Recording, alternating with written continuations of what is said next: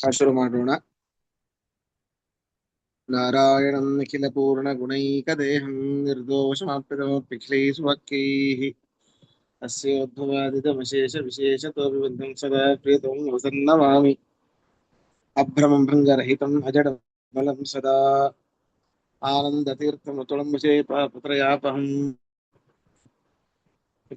ಮಂಡಲಮಧ್ಯಸ್ಥಾಃ ಪೂರ್ಣಬೋಧಮತಾನುಗಾಃ ವೈಷ್ಣವಾಃ ವಿಷ್ಣುಹೃದಯಾಃ ತಾನ್ ನಮಸ್ಸೇ ಗುರುನ್ ನಮಃ.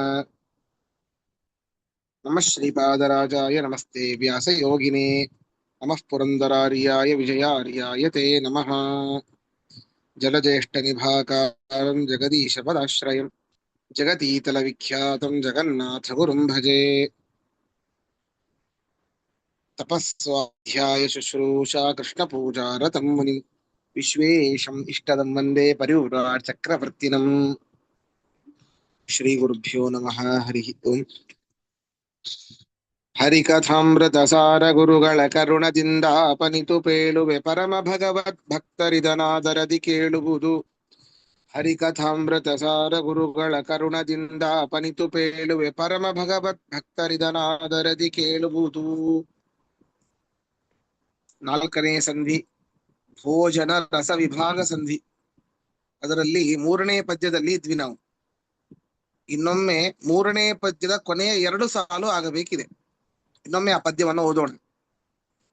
ವಾರಿ ವಾಚ್ಯನು ವಾರಿಯೊಳಗಿದ್ದಾರು ರಸವೆಂದೆನಿಸಿ 36,000 ಸ್ತ್ರೀ ಪುರುಷ ನಾಡಿಯೊಳು ತದ್ರೂಪ ಧಾರಕನು ತಾನಾಗಿ ಸರ್ವ ಶರೀರಗಳಿ ಅಹಶ್ಚರಾತ್ರಿ ವಿಹಾರ ಮಾಳ್ಪನು ಬೃಹತಿ ಎಂಬ ಸುನಾಮದಿಂಕರೆಸಿ.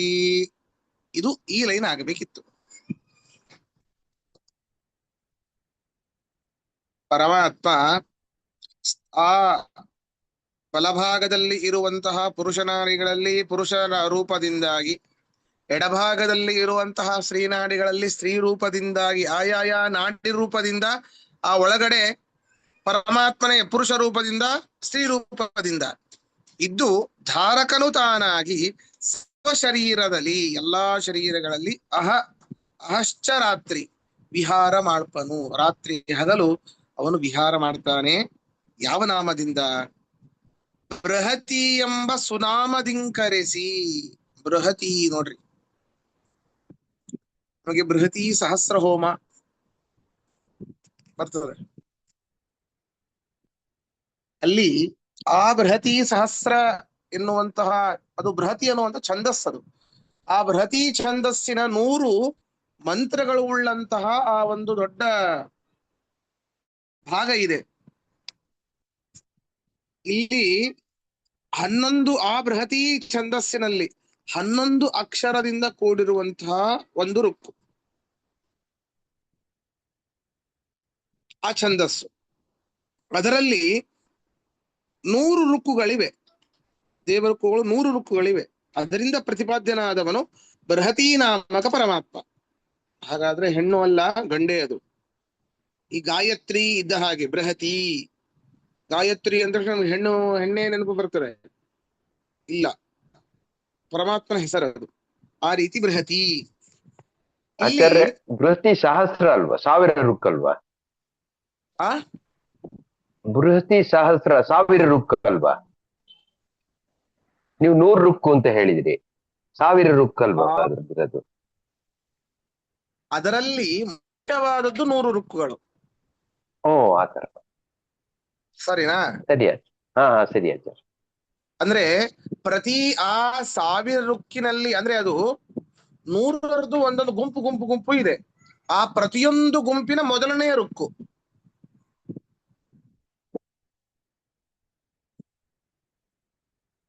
ಸರಿನಾ? ಹೀಗೆ ಆ 100 ರುಕ್ಕಿನಿಂದ ಪರಮಾತ್ಮ ವಾಚ್ಯನಾಗಿದ್ದಾನೆ. ಎಲ್ಲರಿಂದಲೂ ವಾಚ್ಯನೇ, ಮುಖ್ಯತೆಯ ಅವನೇ ಆ ಮೊದಲ ರುಕ್ಕುಗಳಿಂದಾಗಿ. ಹೀಗೆ ಪರಮಾತ್ಮ, ಆ ಬೃಹತಿ ನಾಮಕ ಪರಮಾತ್ಮ ದಕ್ಷಿಣ ಭಾಗದಲ್ಲಿ ಇರುವಂತಹ ಆ 36,000, ದಕ್ಷಿಣ ಅಂದ್ರೆ ಬಲಭಾಗದಲ್ಲಿ ಇರುವಂತಹ 36,000 ಪುರುಷ ನಾಡಿಗಳಲ್ಲಿ ಆ ಬೃಹತಿ ಸಹಸ್ರ ಮಂತ್ರಗಳಲ್ಲಿ ಏನು ಸ್ವರಾಕ್ಷರಗಳೇ, ನೋಡ್ರಿ, ಸ್ವರಾಕ್ಷರಗಳು ಅ ಇಂದ ಶುರು ಮಾಡಿ ಅಹ ತನಕ ಸ್ವರಾಕ್ಷರಗಳು. ಕ ಇಂದ ಶುರು ಮಾಡಿ ಕ್ಷ ತನಕ ವ್ಯಂಜನಾಕ್ಷರಗಳು. ಅದು ಯ ಅದು ಅವರ್ಗೀಯ ವ್ಯಂಜನ ಅಂತ ಕರಿತೇವೆ. ಆದ್ರೂ ಅದು ಒಂದು ವ್ಯಂಜನಾಕ್ಷರವೇನೆ. ಹೀಗೆ ಆ ಬೃಹತಿ ಸಹಸ್ರದಲ್ಲಿ ಬರುವಂತಹ ಸ್ವರಾಕ್ಷರಗಳಿಂದ, ಆ ಸ್ವರಾಕ್ಷರಗಳ ನಾಮಗಳಿಂದಾಗಿ ವಾಚ್ಯನಾದಂತಹ ಪರಮಾತ್ಮನ ರೂಪಗಳು ಬಲಭಾಗದ ಪುರುಷ ನಾಡಿಗಳಲ್ಲಿ ಇರ್ತದೆ. ಎಡಭಾಗದಲ್ಲಿ ಇರುವಂತಹ ಸ್ತ್ರೀ ನಾಡಿಗಳಲ್ಲಿ 36,000 ಸ್ತ್ರೀ ನಾಡಿಗಳಲ್ಲಿ ಅದೇ ಬೃಹತಿ ಸಹಸ್ರದಲ್ಲಿ ಇರುವಂತಹ ವ್ಯಂಜನಾಕ್ಷರಗಳಿಂದಾಗಿ ಪ್ರತಿಪಾದಿತವಾದ ಪರಮಾತ್ಮನ ರೂಪಗಳು ಆ ಸ್ತ್ರೀ ನಾಡಿಗಳಲ್ಲಿ ಇರ್ತದೆ. ಹೀಗೆ 72,000 ನಾಡಿಗಳಲ್ಲಿ ಈ ಸ್ವರಾಕ್ಷರ ವ್ಯಂಜನಾಕ್ಷರಗಳಿಂದಾಗಿ ಪ್ರತಿಪಾದಿತವಾದ ಪರಮಾತ್ಮನ ರೂಪಗಳು ಇವೆ.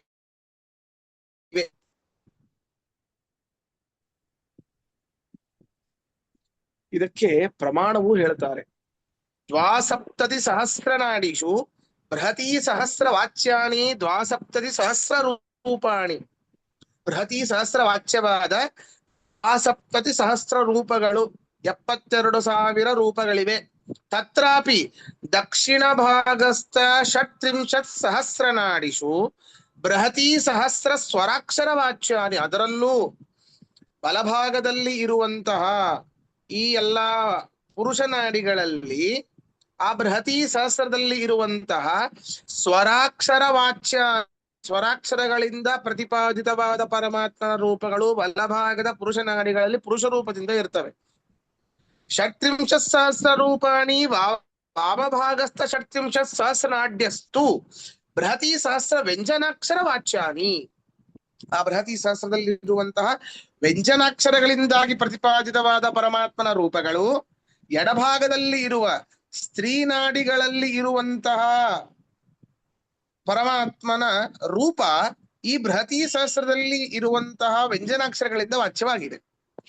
ಹೀಗೆ ಪರಮಾತ್ಮ 72,000 ರೂಪಗಳಿಂದ, ಈ ಬೃಹತಿ ಸಹಸ್ರ ನಾಮಗಳಿಂದಾಗಿ ಸ್ವರಾಕ್ಷರ ಮತ್ತು ವ್ಯಂಜನಾಕ್ಷರಗಳಿಂದ ವಾಚ್ಯವಾದ ಪರಮಾತ್ಮನ ರೂಪ ನಮ್ಮ ದೇಹದಲ್ಲಿ ಇದೆ. ಅದನ್ನೇ ಹೇಳಿದ್ದು, ನಾಮದಿಂದ ಕರೆಸಿ ಈ ರೀತಿ ಅತ್ಯಂತ ಸಮೀಚೀನವಾದ 72,000 ನಾಡಿಗತನಾಗಿ ಇಂತಹ ಬೃಹತಿ ಎನ್ನುವಂತಹ ಸುನಾಮದಿಂದ, ಒಳ್ಳೆಯ ಹೆಸರಿನಿಂದ ಪರಮಾತ್ಮನು ವಾಚ್ಯನಾಗಿ, ಅಂತಹ ಪರಮಾತ್ಮ ಆ ಬೃಹತಿ ಸಹಸ್ರದಲ್ಲಿ ಇರುವಂತಹ ಸ್ವರಾಕ್ಷರ ವ್ಯಂಜನಾಕ್ಷರಗಳಿಂದಾಗಿ ಪ್ರತಿಪಾದಿತನಾದ ಪರಮಾತ್ಮ ಈ 72,000 ನಾಡಿಗಳಲ್ಲಿ ವಿಹಾರ ಮಾಡ್ಪನು. ಹಗಲಿರುಳು ದೇಹದಲ್ಲಿ ಇದ್ದುಕೊಂಡು ರಕ್ಷಣೆ ಮಾಡ್ತಾನೆ ಅಂತ ಹೇಳ್ತಾ ಇದ್ದಾರೆ.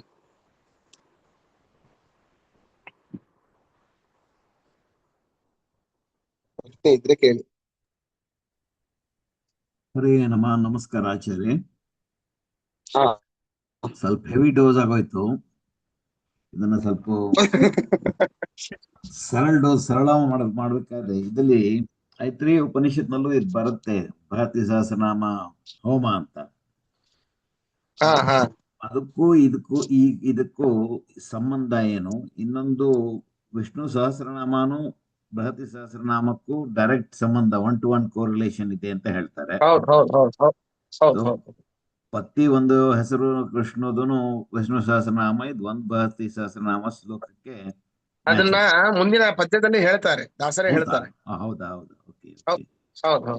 ಏನ್ ಕೇಳೋಣ ಅಂತ ಇದ್ದೆ ಅಂದ್ರೆ, ಇದು ಬೃಹತಿ ಸಹಸ್ರನಾಮ ಯೋಗದು ಇಂಪಾರ್ಟೆನ್ಸ್ ಏನು, ಅದರದ್ದು ಸಾಮರ್ಥ್ಯ ಏನು? ಯಾಕೆಂದ್ರೆ ಮಠಗಳಲ್ಲಿ ಯಾವಾಗ ಮಾಡಿಸ್ತಾ ಇರ್ತಾರೆ, ಏನ್ ಅದರದ್ದು ಸಾಮರ್ಥ್ಯ ಅಂತ ಕೇಳ್ಬೇಕು ಅಂತ. ಇದು ವಿಶೇಷ ಅದೇ ಈಗ ಹೇಗೆ ನಮ್ಮ ಅದು ಮುಖ್ಯ ಮಾಡಿಸೋದು ಲೋಕ ಕಲ್ಯಾಣಕ್ಕಾಗಿ ಒಂದು, ಅದರಲ್ಲಿ 72,000 ಅಕ್ಷರಗಳು ಇದೆ. ಈಗ ಯಾಕೆ ಅಂತಂದ್ರೆ, ಈ ವಿಷ್ಣು ಸಹಸ್ರನಾಮದಲ್ಲೂ 72,000 ಅಕ್ಷರಗಳಿದೆ. ವಿಷ್ಣು ಸಹಸ್ರನ ಪಠನ ಮಾಡೋದ್ರಿಂದ ಆರೋಗ್ಯ ವೃದ್ಧಿ ಏಕೆ ಅಂತಂದ್ರೆ ಒಂದೊಂದು ಅಕ್ಷರದಿಂದ ಒಂದೊಂದು ನಾಡಿ ಆಕ್ಟಿವೇಟ್ ಆಗತ್ತೆ. ಹ್ಮ್ ಪ್ರತಿಯೊಂದು ನಾಡಿ ಆಕ್ಟಿವೇಟ್ ಆಯ್ತು ಅಂತ ಆದ್ರೆ ಶರೀರದಲ್ಲಿ ಆರೋಗ್ಯದ ಉಪಚಯ ಆಗೇ ಆಗತ್ತೆ. ಹ್ಮ್ ಅದರಿಂದಾಗಿ ಅಲ್ಲಿ ಇರುವಂತಹ 1000 ರುಕ್ಕುಗಳಲ್ಲಿ ಒಂದೊಂದು ರುಕ್ಕಿನಿಂದ ಒಂದೊಂದು ಇಲ್ಲಿ ಹೆಸರು ಪ್ರತಿಪಾದ್ಯವಾಗಿದೆ. ಅಲ್ಲಿ 1000, ಇಲ್ಲೂ 1000 ನಾಮ. ಅಲ್ಲಿ 1000 ರುಕ್ಕು, ಇಲ್ಲಿ 1000 ನಾಮ. ಹ್ಮ್ ಇಲ್ಲಿರುವಂತಹ ಒಂದೊಂದು ಅಕ್ಷರದಿಂದಾಗಿ ಒಂದೊಂದು ನಾಡಿಗಳು ಆಕ್ಟಿವೇಟ್ ಆಗತ್ತೆ. ಹೀಗೆಲ್ಲ ಓಂ ವಿಶ್ವಂ ವಿಷ್ಣುರ್ವ ಷಟ್ಕಾರೋ ಸರ್ವಪ್ರಹರಣಾಯುಧ ಓಂ ನಮ ಇತಿ ಅಲ್ಲಿಯ ತನಕ 72,000 ಅಕ್ಷರಗಳು. ಅದರಲ್ಲೂ ಅಷ್ಟೇ. ಆದ್ದರಿಂದ ಇದು ಬಹಳ ಮುಖ್ಯವಾದದ್ದು ಅಂತ ಇದರ ಬಗ್ಗೆನೇ ಹೇಳ್ತಾರೆ. ಈ 72,000 ರಸಗಳು ಅಂತ ಹೇಳಿದ್ರಿ. ಅಂದ್ರೆ ನಾವು ಹಿಂದಿನ ಒಂದು ಪದ್ಯಗಳೆಲ್ಲ ಕೇಳಿದ್ವಿ. ಈ 6 ರಸಗಳನ್ನೇ ಪರಮಾತ್ಮ 72,000 ರಸಗಳಾಗಿ ವಿಭಾಗ ಮಾಡಿ ಆಯಾಯ ರಸಗಳನ್ನ ಆಯಾಯ ನಾಡಿಗಳಿಗೆ ಕಳಿಸ್ತಾನೆ ಅಂತ. ಅದು ಹೇಗೆ ಅನ್ನೋದನ್ನ ಮುಂದಿನದರಲ್ಲಿ ಹೇಳ್ತಾರೆ. ಸರಿ, ಧನ್ಯವಾದ ಆಚಾರ್ಯ. ಅಲ್ಲಿ ಪರಮಾತ್ಮನ ವಿಶ್ವಾದಿ ರೂಪಗಳು ಬೇಕಾಗತ್ತೆ. ವಿಷ್ಣು ಸಹಸ್ರನಾಮದಲ್ಲಿ ಪ್ರತಿಪಾದಿತವಾದ ರೂಪಗಳು ಬೇಕಾಗತ್ತೆ. ಹೇಳಿ ಅರುಣ ಅವರೇ. ಅಲ್ಲ, ಛಂದಸ್ ಅಂತ ಅಂದ್ರೆ ಗೊತ್ತು, ರುಕ್ ಅಂದ್ರೆ ಏನು ಅರ್ಥ? ರುಕ್ ಅಂದ್ರೆ ಅದೊಂದು ಲೈನು, ಆ ಛಂದಸ್ಸಿನಲ್ಲಿ ಇರುವಂತಹ ಒಂದು ಲೈನು. ಶ್ಲೋಕ ಅನ್ಬೋದಾ? ಒಂದ್ ಫುಲ್ ಶ್ಲೋಕ ಆಗತ್ತಾ ಇಲ್ಲ ಒಂದು ಲೈನ್ ಆಫ್ ದ ಶ್ಲೋಕ? ಒಂದು ಲೈನು ಅದು ಎಲ್ಲಿಗೆ ಫುಲ್ ಸ್ಟಾಪ್ ಬಂದಿರ್ತೋ ಅದು ಒಂದು ರುಕ್ಕು ಅಂತ ಅರ್ಥ. ಆ ವೇದದಲ್ಲಿ ಒಂದೊಂದು ನಂಬರ್ ಹಾಕಿರ್ತಾರೆ, ಅದು ಒಂದು ರುಕ್ಕು. ಹಾಗೆ ಈ ರುಕ್ ಅನ್ನುವಂಥದ್ದು ಬರೀ ಋಗ್ವೇದದಲ್ಲಿ ಮಾತ್ರ, ಎಲ್ಲಾ ವೇದಗಳಲ್ಲಿ ಬರೋದಿಲ್ಲ. ಈ ಯಜುರ್ವೇದದಲ್ಲಿ ಗದ್ಯವೂ ಇದೆ, ಪದ್ಯವೂ ಇದೆ. ಋಗ್ವೇದ ಪದ್ಯಾತ್ಮಕವಾದದ್ದು.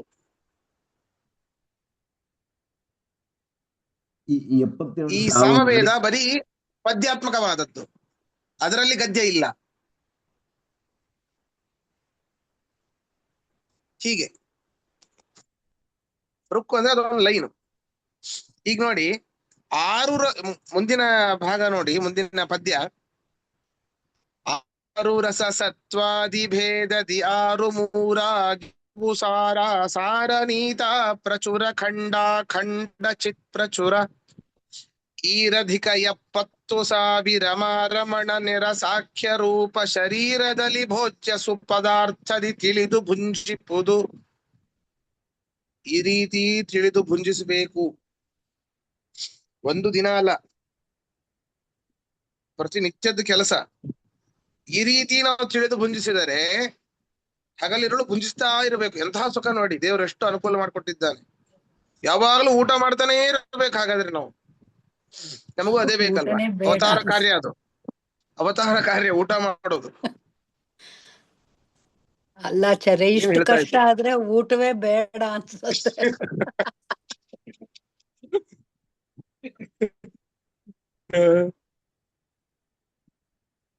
ಅರುಣ ಅವ್ರಿಗೆ ಯಾವ ರಸ ಎಲ್ಲಿ ಹೋಯ್ತು ಅಂತ ಗೊತ್ತಾಗ್ಲಿಲ್ಲ, ಯಾವ ನಾಡಿಗೆ ಹೋಯ್ತು ಅಂತ. ಅದಕ್ಕೆ ಊಟನೇ ಬೇಡ ಅಂತ ಇದ್ದಾರೆ ಅವರು.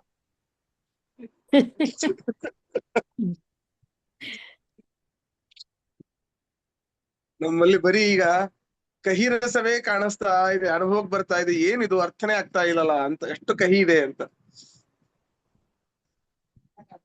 ನೋಡಿ. ಹೀಗೆ ಹೇಳ್ತಿದ್ದಾರೆ, ರಸ ವಿಭಾಗವನ್ನ ತಿಳಿದು ನಾವು ಭೋಜನ ಮಾಡಬೇಕು ಅಂತ ದಾಸರು ಹೇಳ್ತಾ ಇದ್ದಾರೆ. ಏನು ರಸ ವಿಭಾಗ? 6 ರಸ ಸತ್ವಾದಿ ಭೇದದಲ್ಲಿ, ಷಡ್ರಸ ನಮಗೆ ಮಧುರ ಆಮ್ಲ ಲವಣ ಕಟು ಕಷಾಯ ತಿಕ್ತ. ಅದರಲ್ಲಿ ಒಂದೊಂದು ರಸದಲ್ಲೂ ಕೂಡ ಮಧುರದಲ್ಲಿ ಸತ್ವಗುಣ, ರಜೋಗುಣ, ತಮೋಗುಣಗಳು ಇರ್ತದೆ. ಸತ್ವಗುಣ, ರಜೋಗುಣ, ತಮೋಗುಣ ಒಂದೊಂದು ರಸದಲ್ಲೂ ಕೂಡ. ಹಾಗಾದ್ರೆ ಒಂದು ರಸದಲ್ಲಿ 3, ಹಾಗಾದ್ರೆ 6 ಮೂರ್ಲೆ 18 ರಸಗಳಾಯ್ತು. ಸತ್ವ ಮಧುರ, ಸತ್ವ ಆಮ್ಲ, ಮಧುರ ಆಮ್ಲ, ಸತ್ವ ಲವಣ, ಸತ್ವ ಕಟು, ಸತ್ವ ಕಷಾಯ, ಸತ್ವ ತಿಕ್ತ. ಇದೇ ರೀತಿ ರಜಸ್ಸು. ಇದೇ ರೀತಿ ರಜೋಗುಣ, ಇದೇ ರೀತಿ ತಮೋಗುಣ. ಹೀಗೆ 6 ಮೂರ್ಲೆ 18 ರಸಗಳಾಯ್ತು. ಅದರಲ್ಲಿ ಬಹಳ ಎಷ್ಟು ನಿಧಾನ ಹೋಗ್ತೀವೋ ಅಷ್ಟು ಒಳ್ಳೇದಿದೆ. ನಿಧಾನ ಹೋದ್ರೂ ಬಹಳ ಕಷ್ಟ, ಬೇಗ ಹೋದ್ರೂ ಬಹಳ ಕಷ್ಟ, ಹಾಗಿದೆ ಇದು. ಸಾರಾಸಾರ ಏನು ಅಂತಂದ್ರೆ ಇನ್ನೂ 3 ರೀತಿಯಾದ ರಸಗಳಿವೆ ಅಂತೆ. ಯಾವುದು? ಸಾರ, ಅಸಾರ, ನೀತ, ಅನೀತ, ಖಂಡ, ಅಖಂಡ ಅಂತ. ಇದನ್ನ ವಿಜಯದಾಸರು ತಮ್ಮ ಸುಳಾದಿಯಲ್ಲಿ ಹೇಳ್ತಾರೆ.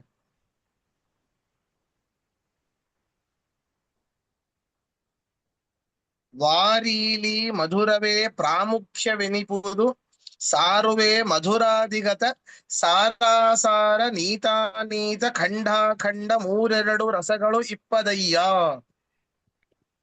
ಧೀರರು ತಿಳಿವದು ಸತ್ವಾದಿ ಭೇದದಿಂ 3 ರಸವೆನಿಸಿ ರಾಜಿಪುದು, ವಾರಿಜ ನಯನ ಶ್ರೀ ವಿಜಯ ವಿಠಲ ತಾನೇ ಸಾರಭೂತವಾದ ಚಿತ್ಪ್ರಚುರ ಸ್ವೀಕರಿಪ. ಇದನ್ನ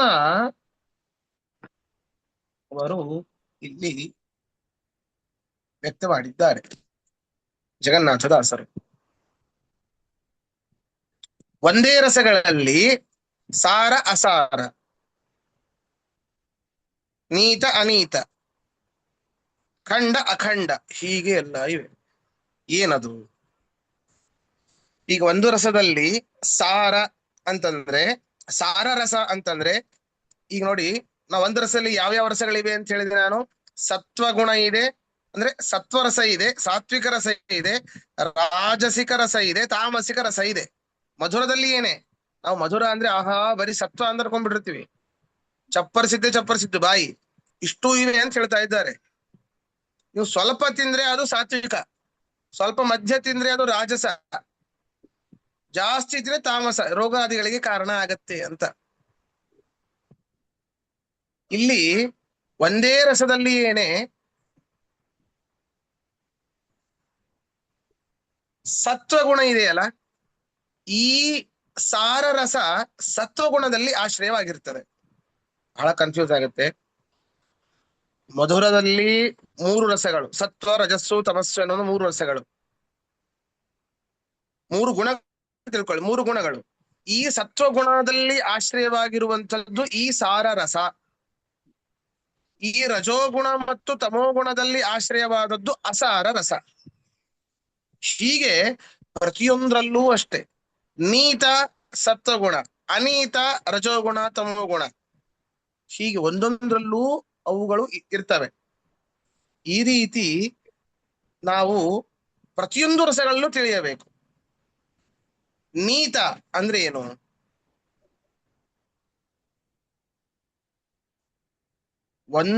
ಒಳಗೆ, ಒಂದೇ ರಸದೊಳಗೆ ನಮಗೆ ಅನುಭವಕ್ಕೆ ಬರುವಂಥದ್ದು, ಅಂದ್ರೆ ಎಲ್ಲಾ ರಸಗಳು ಕೂಡಿರುವಂಥದ್ದು. ಆದ್ರೆ ಈ ರಸಗಳು ನಮಗೆ ತೋರೋದಿಲ್ಲ. ಸಂಸೃಷ್ಟಗಳು ಅಂತ ಕರಿತೇವೆ ಅದನ್ನ, ಸಂಸೃಷ್ಟಗಳು ಅಂತ. ಒಂದೇ ರಸದಲ್ಲಿಯೇ ಇರುವಂಥದ್ದು. ಯಾರದು? ದಯವಿಟ್ಟು ಮ್ಯೂಟ್ ಮಾಡಿ. ಯಾರು? ಅರುಣಾ ಅವರೇ.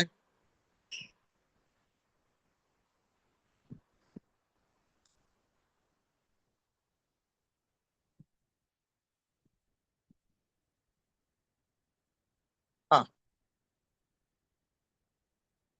ಹೀಗೆ ಈ 3 ರಸಗಳು ಇರ್ತವೆ. ಖಂಡಾಖಂಡ ಅಂದ್ರೆ ಏನು ಅಂತಂದ್ರೆ, ಈಗ ನೋಡ್ರಿ, ಉದಾಹರಣೆಗೆ ಇಲ್ಲಿ ನೀತಾನೀತ ಪ್ರಚುರ ಅಂತ ಇದರಲ್ಲಿ ಬಂತು. ಸಾರಾಸಾರ ನೀತ ಅಪ್ರಚುರ. ಇದೇನಿದು ಅಪ್ರಚುರ ಅಂತಂದ್ರೆ, ಈಗ ನಾವು ಮಧುರ ರಸದಲ್ಲಿ ಬರೀ ಮಾಧುರ್ಯ ಮಾತ್ರ ಇದೆ ಅಂತ ಅನ್ಕೊಂಡಿರ್ತೇವೆ. ಅದರಲ್ಲಿ ಆಮ್ಲ ರಸವೂ ಇದೆ, ಲವಣ ರಸವೂ ಇದೆ, ಕಟು ರಸವೂ ಇದೆ, ತಿಕ್ತ ರಸವೂ ಇದೆ, ಕಷಾಯ ರಸವೂ ಇದೆ, ಸೂಕ್ಷ್ಮವಾಗಿ ಇದೆ. ಆದರೆ ಆ ಮಾಧುರ್ಯದಲ್ಲಿ ಪ್ರಚುರವಾದದ್ದು ಅಂದ್ರೆ ಬಹಳ ಇರುವಂಥದ್ದು ಮಾಧುರ್ಯ. ಈಗ ನೋಡಿ, ಹಾಲಿನಲ್ಲಿ ಮೊಸರೂ ಇದೆ, ತುಪ್ಪವೂ ಇದೆ, ಬೆಣ್ಣೆಯೂ ಇದೆ ಹಾಲಿನಲ್ಲಿ. ಆದರೆ ಯಾವುದರ ಪ್ರಾಚುರ್ಯ ಇದೆ, ಯಾವುದು ಅದರಲ್ಲಿ ಬಹಳ ಇದೆ? ಹಾಲಿನ ರಸ ಬಹಳ ಇದೆ, ಆದ್ರಿಂದ ಅದನ್ನು ಹಾಲು ಅಂತ ಕರಿತೀವಿ. ಮೊಸರಿನಲ್ಲಿ ಹಾಲಿನ ರಸವೂ ಇದೆ, ರಸವೂ ಇದೆ, ಬೆಣ್ಣೆಯ ರಸವೂ ಇದೆ. ಆದರೆ ಮೊಸರಿನ ಆ ಒಂದು ರಸ ಪ್ರಾಚುರ್ಯ ಬಹಳ ಇದೆ, ಆದ್ರೆ ಅದನ್ನು ಮೊಸರು ಅಂತ ಕರಿತೇವೆ. ಹೀಗೆ ಒಂದೇ ರಸದಲ್ಲಿ ಎಲ್ಲಾ ರಸಗಳೂ ಇದೆ, ಆದ್ರೆ ಅವು ಸೂಕ್ಷ್ಮವಾಗಿದೆ.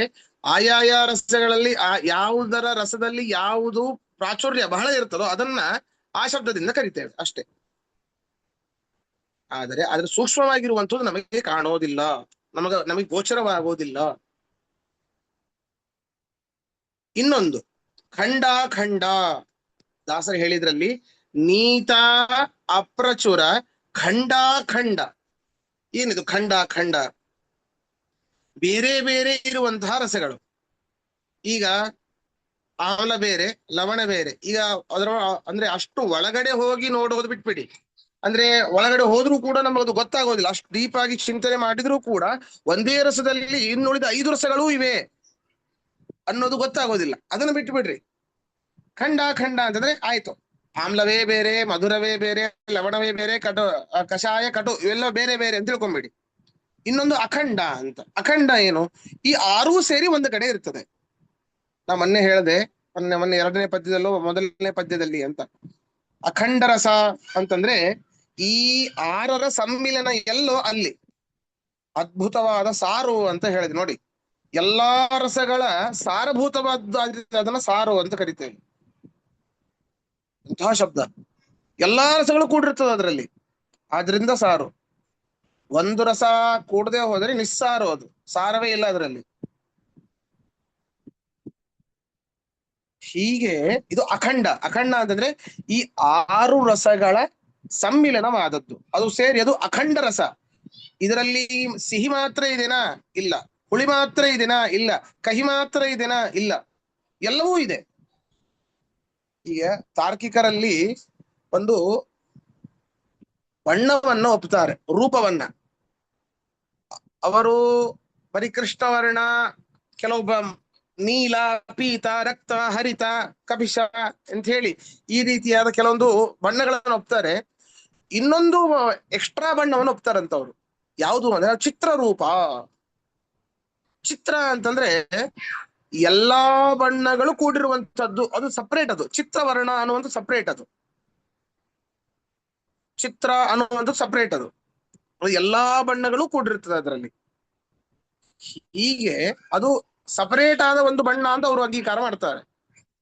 ಅದೇ ರೀತಿ ಇಲ್ಲೂ ಈ ಬೇರೆ ಬೇರೆ ರಸಗಳಿರ್ಬಹುದು, ಬೇರೆ ಬೇರೆ ರಸಗಳು ಒಂದರಲ್ಲೇ ಕೂಡಿದೆ, ಅದನ್ನ ಅಖಂಡ ರಸ ಅಂತ ಹೇಳಬೇಕು.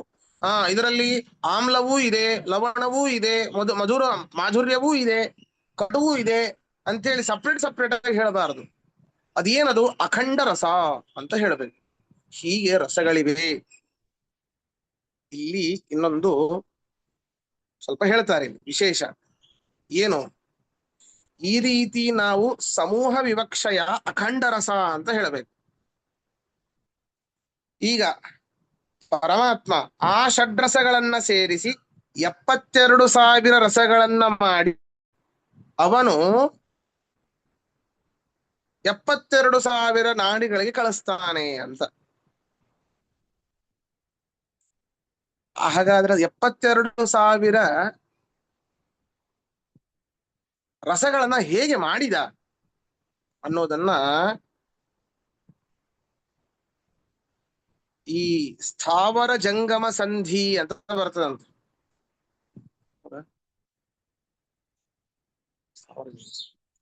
ಸ್ಥಾವರ ಜಂಗಮ ಸಂಧಿ ಅಂತ ಬರ್ತದೆ. ಅದರಲ್ಲಿ 7ನೇ ಪದ್ಯದಲ್ಲಿ ಅದನ್ನ ಹೇಳ್ತಾರೆ. ಅಲ್ಲಿ ಇನ್ನೂ ಎಕ್ಸ್ಟ್ರಾ ರೀ, ಈ 6 ರಸಗಳನ್ನು ಬಿಟ್ಟು ಇನ್ನೂ ಎಕ್ಸ್ಟ್ರಾ ರಸಗಳಿವೆ ಅಂತ ನೋಡ್ರಿ. ಸುರುಚಿ, ರುಚಿರ, ಸುಗಂಧ, ಶುಚಿ ಅಂತ ಹೇಳಿ 4 ರಸಗಳಿವೆ ನೋಡ್ರಿ. ಸುಗಂಧ ಅನ್ನುವಂಥ ರಸ ಅಂತದ್ದು ರುಚಿ, ಸುರುಚಿ, ರುಚಿರ, ಸುಗಂಧ, ಶುಚಿ ಎನ್ನುವಂತಹ 4 ರಸಗಳು. ಆ 4 ರಸಗಳಿಂದ ಈ ಮಧುರ, ಆಮ್ಲ, ಲವಣ, ಕಟು, ಕಷಾಯ, ತಿಕ್ತ 6 ರಸಗಳನ್ನ ಗುಣಿಸಬೇಕು. 6 4 ಅಥವಾ 4 6 24, 24 ರಸಗಳಾಯಿತು. ಅದರಲ್ಲಿ 24 ರಸಗಳಲ್ಲಿ ನಾವು ಹಿಂದೆ ಹೇಳಿದ್ವಿ ಸತ್ವ, ರಜಸ್, ತಮಸ್ಸು ಎನ್ನುವುದು 3 ಗುಣಗಳು. ಆ 3 ಗುಣಗಳನ್ನ 24ರಿಂದ ಗುಣಿಸಬೇಕು. 24 ಮೂರ್ಲೆ ಎಷ್ಟು? 72 ರಸಗಳಾಯ್ತು. ಹಾಗಾದ್ರೆ 24 3 ಸತ್ವಾದಿ ಗುಣಗಳು 3, ಈ 24 ರಸಗಳು. ಹಾಗಾದ್ರೆ 24 ರಸಗಳು ಗುಣಿಸು 3, ಹಾಗಾದ್ರೆ 72 ರಸಗಳಾಯ್ತು. ಈಗ ಶ್ರೀಕಾಂತ್ ಅವರು ಪ್ರಶ್ನೆ ಕೇಳಿದ್ರು, ಈ 72 ರಸಗಳು ಏನಿದೆ, ಈ ಸಂಖ್ಯೆಯನ್ನ 72 ಇಂಟು 1000 ಮಾಡಬೇಕು. ಯಾಕೆ ಅಂತಂದ್ರೆ ವಿಶ್ವಾದಿ ರೂಪಗಳು ಇದರಲ್ಲಿ ಸೇರಿಕೊಂಡಿದೆ. ವಿಶ್ವಾದಿ ಅಂತಂದ್ರೆ ಆ ವಿಷ್ಣು ಸಹಸ್ರನಾಮದಲ್ಲಿ ಬರುವಂತಹ ಪರಮಾತ್ಮನ 1000 ನಾಮಗಳು, ನಾಮವಾಚ್ಯವಾದ ರೂಪಗಳು. ಆ ವಿಶ್ವಾದಿ ರೂಪಗಳು ಹಾಗಾದ್ರೆ 1000, 72 ಗುಣಿಸು 1000, 72,000. ಹಾಗಾದ್ರೆ 72,000 ರಸಗಳು ಭಗವದ್ ರೂಪಗಳು ಆಯಿತು. ಇಂತಹ 72,000 ಭಗವದ್ ರೂಪಗಳು, ಇಂತಹ 72,000 ರಸಗಳಲ್ಲಿ ಆ ರಸರೂಪವಾಗಿ, ಆ ರಸಗಳ ಶಬ್ದ ವಾಚ್ಯವಾಗಿ ಇದ್ದುಕೊಂಡು ನಮ್ಮ ದೇಹದಲ್ಲಿರುವಂತಹ 72,000 ಸ್ತ್ರೀ ಪುರುಷ ನಾಡಿಗಳಲ್ಲಿ ಪರಮಾತ್ಮ ಆಯಾ ನಾಡಿಗಳಿಗೆ ಬೇಕಾದ ರಸಗಳನ್ನ ಕಳಿಸ್ತಾನೆ. ಹೀಗೆ ಇರುವಂಥದ್ದು. ಆದರೆ ಇದು ಈ ಪ್ರಕಾರ ಪರಮಾತ್ಮ ಪ್ರತಿ ರಸದಲ್ಲೂ ಪರಮಾತ್ಮ ಸೃಷ್ಟಿಕಾಲದಲ್ಲಿ ಈ ಎಲ್ಲಾ ಪ್ರತಿರಸವನ್ನು ಸೃಷ್ಟಿ ಮಾಡ್ತಾನೆ.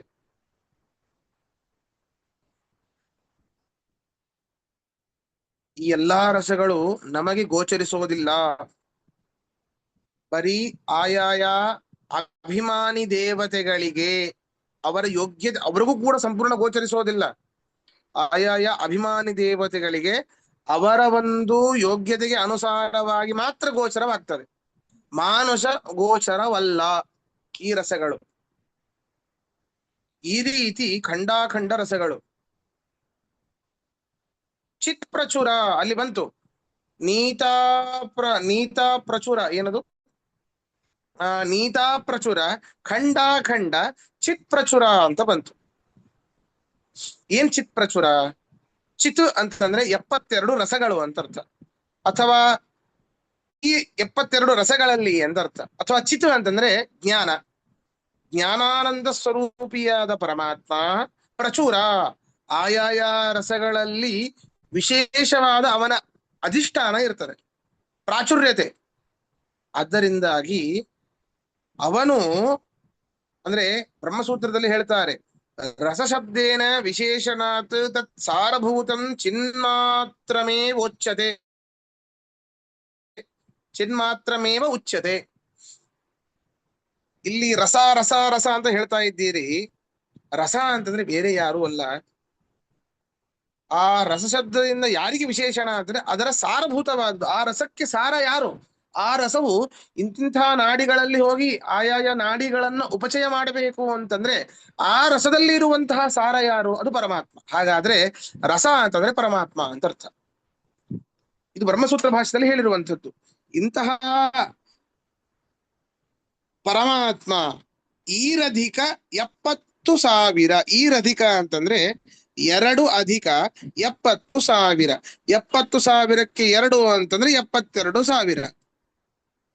72,000 ಮಾರಮಣನ ಲಕ್ಷ್ಮೀ ಮಾ ಅಂತಂದ್ರೆ ಮಾಯಾದೇವಿ ಅಥವಾ ಲಕ್ಷ್ಮೀದೇವಿ, ಅವಳ ರಮಣ ಅಂದ್ರೆ ಪರಮಾತ್ಮನ ರಸಾಖ್ಯ ರೂಪ. ಇಂತಹ ರಸಗಳಲ್ಲಿ ಅಂತರ್ಗತನಾಗಿ ಇರುವಂತಹ ರಸ ಎಂಬ ರೂಪ ಪರಮಾತ್ಮನದ್ದು ಏನಿದೆ, ಆಖ್ಯ ಅಂತಂದ್ರೆ ಅದರಿಂದ ಪ್ರಸಿದ್ಧವಾದದ್ದು ಅಂತ.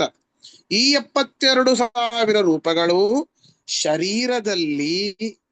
ಶರೀರದಲ್ಲಿ ಭೋಜ್ಯ ಸುಪದಾರ್ಥದಿ ತಿಳಿದು ಭುಂಜಿಪುದು. ಇಂತಹ 72,000 ರೂಪಗಳನ್ನ ಅತ್ಯಂತ ವೇದಯುಕ್ತವಾದ ಈ ಇದರಲ್ಲಿ ವೇದಯುಕ್ತವಾದ ಈ ನಿಷಿದ್ಧವಲ್ಲದೇ ಇರುವಂತಹ ಭೋಜನ ಪದಾರ್ಥಗಳಲ್ಲಿ ಪರಮಾತ್ಮನ ಈ 72,000 ರಸಗಳನ್ನ, ಈ ರಸಶಬ್ದವಾಚ್ಯ ಪರಮಾತ್ಮನ ರೂಪಗಳನ್ನ ತಿಳಿದು ಅನುಸಂಧಾನ ರೂಪವಾಗಿ ತಿಳಿದು ಭೋಜನ ಮಾಡಬೇಕು ಅಂತ ಹೇಳ್ತಾ ಇದ್ದಾರೆ ನೋಡಿ. ಭೋಜನವೇ ಬೇಡ ನೀವು ಹೇಳ್ದಾಗೆ. ಹಾಗೆ ಅನ್ಸುತ್ತೆ. ಯಾಕೋ ತಿರ್ಗಾ ಸೈನ್ಸ್ ಮ್ಯಾಥ್ ಕ್ಲಾಸಿಗೆ ಬಂದಂಗ ಆಯ್ತು. Science maths classic. ಅಲ್ಲ ಆಚಾರ್ಯ, ಈ ಏನು ಸುರುಚಿ ಸುಗಂಧ ಅದರಲ್ಲೂ ಸಾರ ಅದೆಲ್ಲ ನೋಡ್ಬೇಕಾ? ಹೌದು ಹೌದು ಹೌದು ಹೌದು ಹೌದು, ಎಲ್ಲದರಲ್ಲೂ ನೋಡ್ಬೇಕು. ಹೌದು ಅದೇ, ಅವೆಲ್ಲ ಎಲ್ಲದರಲ್ಲೂ ಇರುತ್ತೆ. ಹೌದು, ಪ್ರತಿಯೊಂದು ರಸದಲ್ಲೂ ಇರ್ತದೆ. ಓಕೆ, ಅರ್ಥ ಆಯ್ತು.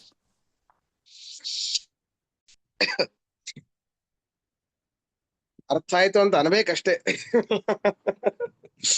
ಅದು ಕುತ್ಕೊಂಡ್ ಬರೆದ್ರೆ ಸ್ವಲ್ಪ ತಲೆಯಲ್ಲಿ ಹೋಗ್ಬೋದು.